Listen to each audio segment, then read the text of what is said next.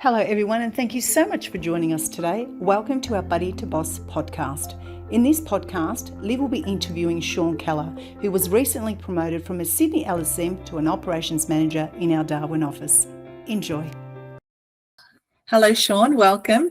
Thank you for coming along today and taking us through your journey from Buddy to Boss. So tell us a little bit about your experience, Sean.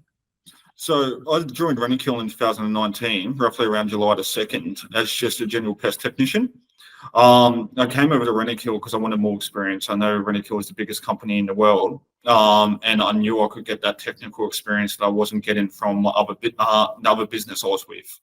So I've joined, and I was here working for about 9 months doing the general pest side of things. I was termite qualified from my previous company, but I just wasn't signed off. So Rentokil actually helped me grow my knowledge on the termite side of the business. After that, I actually became a trainer. So I was trained by Rentokil, then I was actually training the people that was coming into Rentokil. So that's towards the growth I've had so far in probably the first year and a half. After that, I became a team leader where I was actually looking after the team I was actually in. So that's the portfolio side of the business where we're doing termite monitoring systems and all that stuff. 2 months later, I got offered the LSM position. So that was to take over the whole team, just not to be a team leader. I did that, and I've been doing that for the last 2.5 years. Then Rentokil decided to make a bit of a hybrid role. And when they made the hybrid role, they actually put sales on my position as well, like my position title.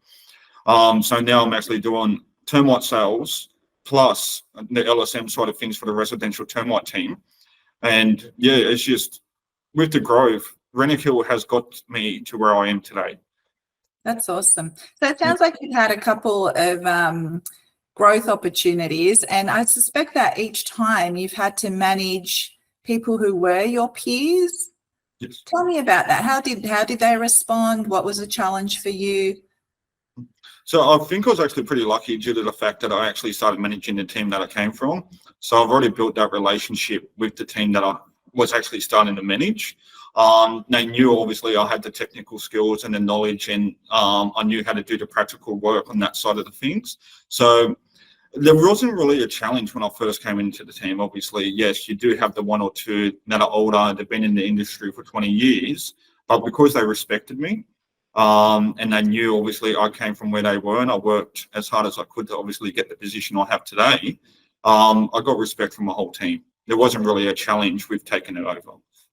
That's fantastic. Lucky you. So you talked about that respect. How do you gain that? Is it knowing the trade, or is it building relationships with them? How do you get that respect to make it easier to transition? So it's not just about knowing the trade. Obviously, yes, I've got that technical skills, but it's having a go. Not everyone knows everything when they first come in. And you get the respect by putting your hand up, saying, what do you need me to do? Not trying to take control of the whole situation due to the fact you might not know everything. And like I said, you've obviously got people in the business that have been here for about 20 to 25 years. So, of course, they've got way more experience than myself. So I asked them what they wanted me to do. And then we'll have a conversation about it. I'll come up with an idea. They would come up with an idea. And we just made it a mutual agreement. Instead of saying one person do this, one person do that, we actually decided together. So, yeah, like it was just, it wasn't, I don't know, the respect just comes with it as you do your job. You do what you got to do. You help out. You do 50-50, especially when you're on a shared tech service. They don't, like, you just get the respect from it.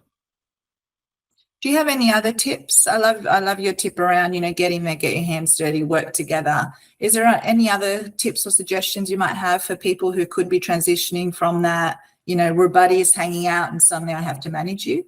Never forget where you come from. So a lot of people that jump into the position obviously put on their big shoes and they're like, obviously, I've got to become this manager and I've got to start doing this, doing that. But you were a technician. So that's how I've gone through my career. Always remember you came from where they were. Remember the hard yards that you went through. Remember the day-to-day issues you had, the traffic, traveling around, getting dirty, climbing through subfloors, going through roof voids. that's the best recommendation I've got. Just don't forget where you come from. And when you have to have a performance conversation, how does that go? Performance conversation, I base them more around growing. Obviously, yes, it's more for disciplinary action if you do look at it at the paperwork, but I take it as a growing opportunity. So when I sit there and I write down the notes of where the tech's gone wrong or what they might have done wrong or whatever, I ask them what I can do to help them. So instead of just saying, this is what's going on, I ask them why. Why did they take that route? Why did they do that? And then tell them, we'll come out and spend some time with you. We'll spend 3 or 4 services and go from there. 9 times out of 10, they want to do the right thing. They've just accidentally done the wrong thing. They might have thought it was the right thing at the time, but there's a different way they could have done it. Obviously, it depends all what it's based on. If it's running late to work, have a chat to them, see what's going on, ask them if there's issues at home. Why are you running late? Are you waking up late? Do you struggle to get out of bed? Just get a better understanding of where they are. Don't just have a perception of what you see. Try to put yourself in their shoes. Yeah, it's great advice. You should be running our leadership training, Sean. I'll get you in on the next one. That was excellent. Thank you so much for your time, and good luck with future growth. I'm pleased to hear that Rentokil's been so good to you in your career development journey.